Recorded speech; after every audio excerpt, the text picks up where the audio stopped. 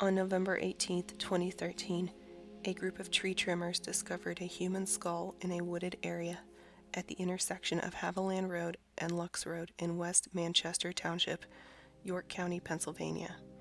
Later, a forensic anthropology team from Mercyhurst University in Erie, Pennsylvania, excavated the site and eventually recovered 75% of the man's skeleton.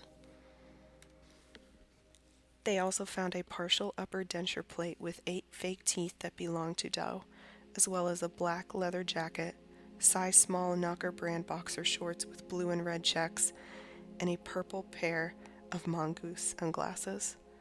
The university created a composite sketch of what Doe may have looked like, which was distributed to local law enforcement and to the media. Shortly after this excavation was completed, the York County forensics team completed a second excavation, attempting to find more evidence and information about Doe, but nothing more was found at that time. The man became known as West Manchester John Doe and is sometimes called York County John Doe. Investigators determined that he was estimated to be 30 to 50 years old and 5'3" to 5'10" tall, with a tall and slender build. His weight could not be determined. His race has been listed as white, Hispanic, Asian, or mixed race in the past, but 2018 DNA testing determined that Doe was African American, and the NamUs website now lists his race as African American. Evidence of trauma on the bones led officials to classify the death as homicide, and that he had died at the location where he was found between 3 and 10 years prior to his discovery. Despite the evidence and the thorough work of investigators, no leads to either Doe's identity or his killer developed.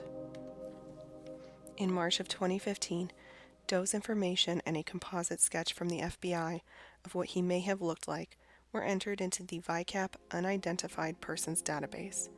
The VICAP information also stated that Doe had a slight nose deformity, possibly due to a broken nose at some point in his life.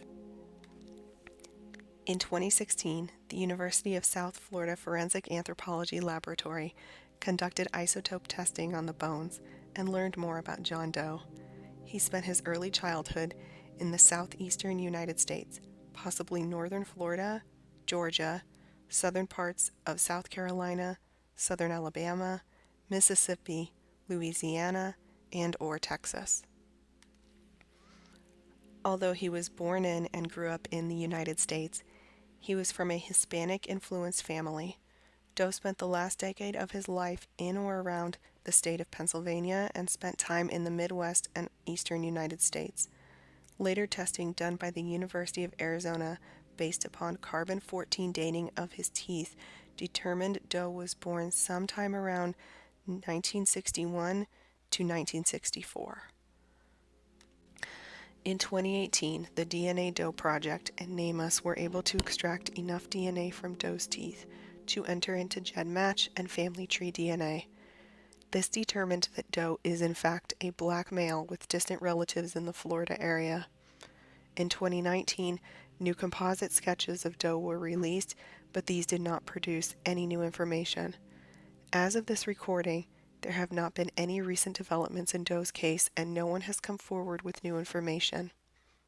Doe's identity is currently being researched through genetic genealogy with the DNA Doe Project, and authorities still consider his case open, hoping to someday find his name and bring his killer to justice.